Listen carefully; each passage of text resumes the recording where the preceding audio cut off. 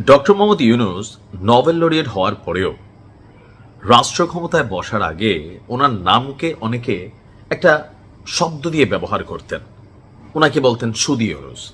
তো আমি মাঝে মাঝে বলতাম যে বাংলাদেশের ব্যাংকিং সিস্টেমে আসলে সবাই সুদ দেয়, যারা ব্যাংকে টাকা রাখে, আমানত রাখে, সবাই আসলে সুদ খায়।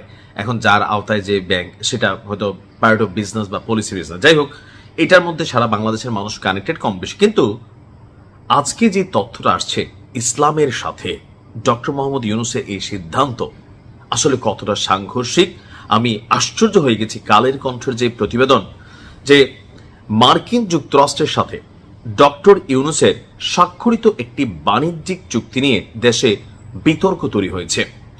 অভিযোগ আছে তার নেতৃত্বাধীন অন্তর্বর্তী সরকার আমেরিকার সাথে agreement on reciprocal trade, ART চুক্তিটিকে সংক্ষেপে বলা হয়, এই চুক্তির অধীনে কিছু খাদ্যপণ্য আমদানির কথা উল্লেখ করেছে। আর তাতে বাংলাদেশে নিষিদ্ধ শূকরের মাংস এবং শূকরজাত পণ্য আনারও সুযোগ রয়েছে বলে দাবি করা হচ্ছে। দেশের আমদানি নীতিতে আদেশ 2021 থেকে 24 অনুসারে যে 26 ধরনের পণ্য বাংলাদেশে আনা যাবে না, তার মধ্যে অন্যতম হল শূকর এবং শূকরজাত, শূকরের চর্বি অথবা মাংসযুক্ত অথবা শূকরের মাধ্যমে তৈরি হয় এমন সকল পণ্য। দৈনিক কালবেলার এক প্রতিবেদনে আপনার এই তথ্য উঠে এসেছে। প্রতিবেদনটি করেছে আপনার কালের কণ্ঠ।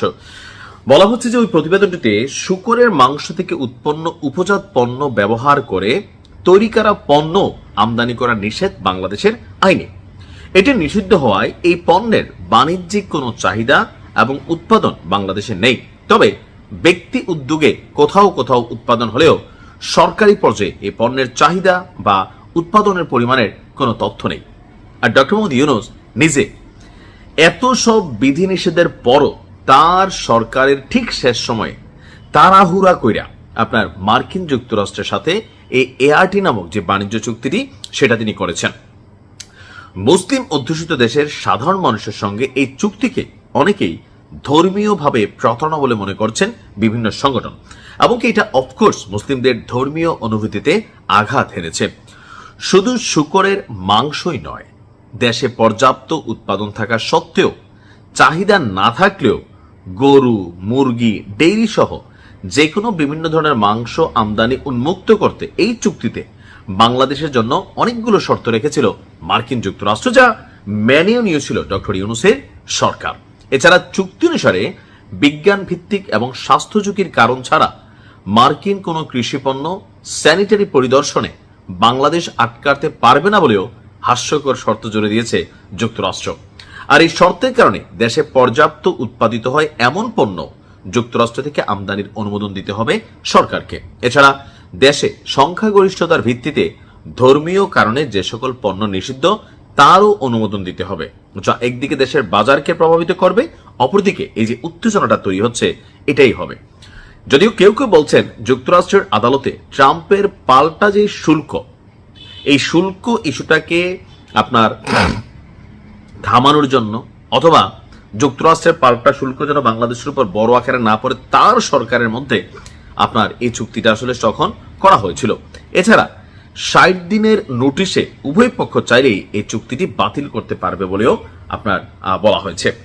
তো বাংলাদেশের যে আমদানি নীতি আছে 2021-24 পরিশিষ্ট 1 ক্ষয়ের 8 ধারা অনুসারে, এটা কিন্তু আইনিভাবে আছে যে বাংলাদেশে জীবিত শূকর এবং শূকরজাত সব ধরনের পণ্য নিষিদ্ধ। এর আগের সরকারগুলোতেও আমদানি নীতিগুলোতেও এটা নিষিদ্ধই ছিল। অথচ ডক্টর ইউনূসের এই অন্তর্বর্তী সরকারের শেষ সময়ে গত 9 ফেব্রুয়ারি যুক্তরাষ্ট্রের সাথে যে বাণিজ্য চুক্তি সই হয়েছে, তাতে পরিশিষ্ট 2তে বাংলাদেশের বাজারে বেশ কিছু পণ্য প্রবেশ করার শর্ত হয়েছে। এখন দেখেন এই যে বিষয়গুলা ডক্টর ইউনূস সরকার আসলে কেন করছে।